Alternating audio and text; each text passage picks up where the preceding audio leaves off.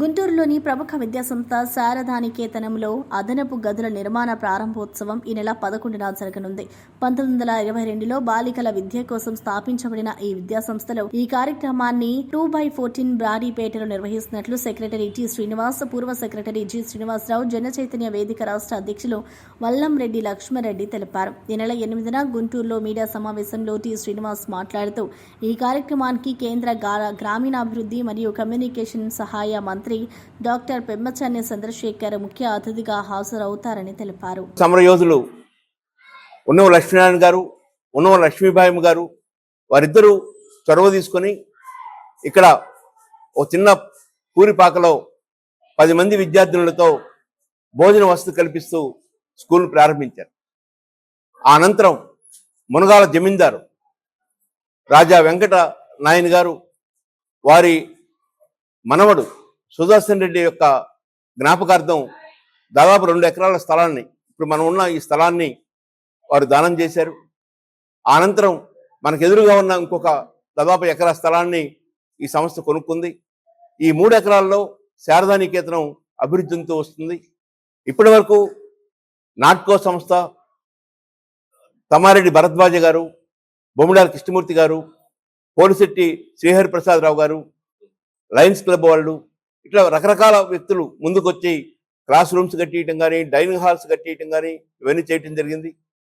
జాగర్లమూడి కుప్పస్వామి చౌదరి గారు చాలా భూములు ఈ నికేతనానికి అందించారు. ప్రారంభ దశలో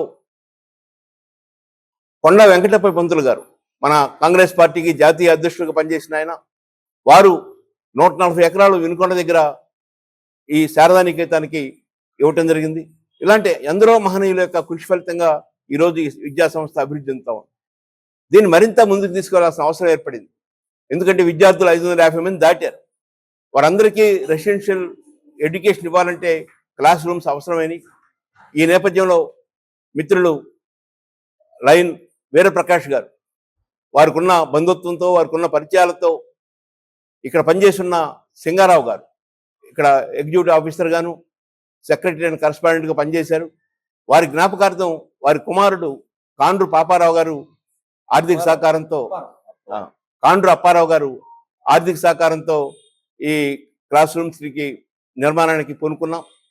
ఇది గమనించి అనేక మంది దాతలు ముందుకొచ్చారు. బొమ్మిడాల శ్రీకృష్ణమూర్తి గారు ముందుకొచ్చారు, మాస్టర్ మైండ్స్ మోహన్ గారు ముందుకొచ్చారు, బండి అశోక్ రెడ్డి గారని వారు ముందుకు, ఇట్లా చాలామంది ముందుకొచ్చి తలా ఒక రూమ్ని కట్టడానికి సిద్ధమయ్యారు. ఈ ప్రారంభోత్సవ కార్యక్రమం 11వ తేదీ ఉదయం 9 గంటలకి శారదానికేతనం ప్రాంగణంలో ఏర్పాటు చేశాం.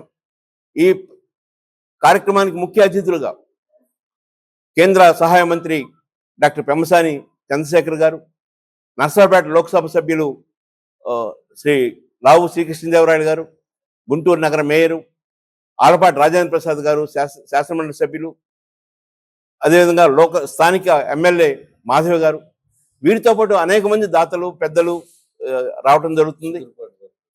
డాక్టర్ చిగురుపాటి వరప్రసాద్ గారు మాజీ శాసనమండలి సభ్యులు, వారు గతంలో లయన్స్ క్లబ్కి ఇంటర్నేషనల్ డైరెక్టర్గా పనిచేశారు. వారి స్ఫూర్తి చాలా ఈ సంస్థ అభివృద్ధికి ఉపయోగపడుతుందని భావిస్తున్నాం. ఇలా అనేక మంది ముందుకొచ్చి దాతలుగా ఈ స్కూల్ని అభివృద్ధి చేయబోతున్నారు. సో ఈ నగరంలో ఉన్న ప్రముఖులు, విద్యావేత్తలు అందరూ ఈ నిర్మాణ కార్యక్రమం ప్రారంభోత్సవానికి రావాలని విజ్ఞప్తి చేస్తున్నారు.